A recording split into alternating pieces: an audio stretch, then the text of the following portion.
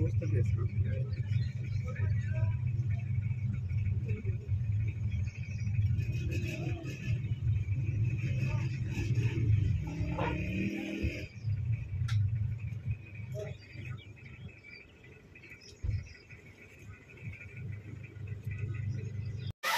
Tuwang-tuwa ang mga bata sa water fountain.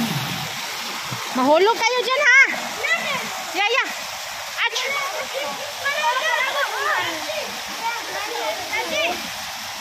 Yun ang upuan ng ikakasal. Hala, bira.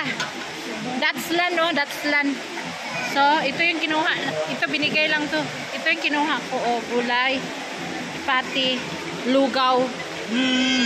Sige, taon. Last dito di Rosana. Banat, wala na ni ugma. Oh, balik na po to sa itlog, guys. Sige.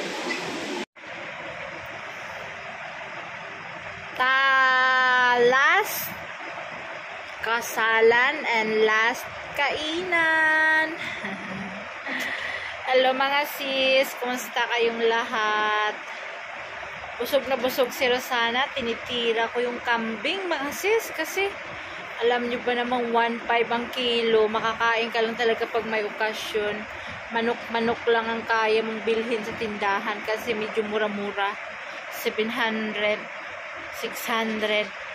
Kapag fixed season, naabot pa yan ng 800 ang kilo ng manok. O, kaya pag may kainan, kambing kain to the max si Rosana. Lobo na namang mukha. Once a year lang yung kasal dayo. Kaya kain tayo. Kain tayo mga 1/4 ng karne or malapit na kalahating kilong kambing. Diba? Grabe guys. Last day ng kasalan. Last day ng kainan.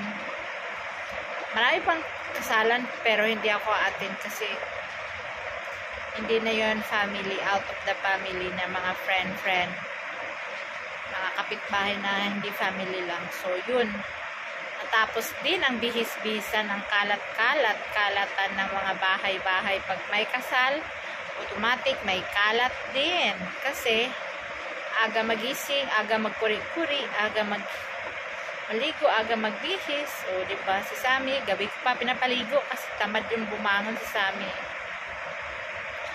Makita niyo ang aking mga picture ng aking mga anakis.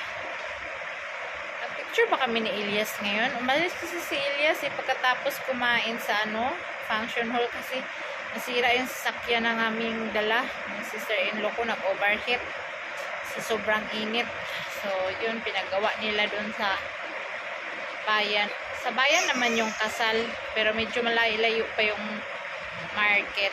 So, see you and God bless. Thank you for watching sa mga nanood sa ating 1 week na kasalan.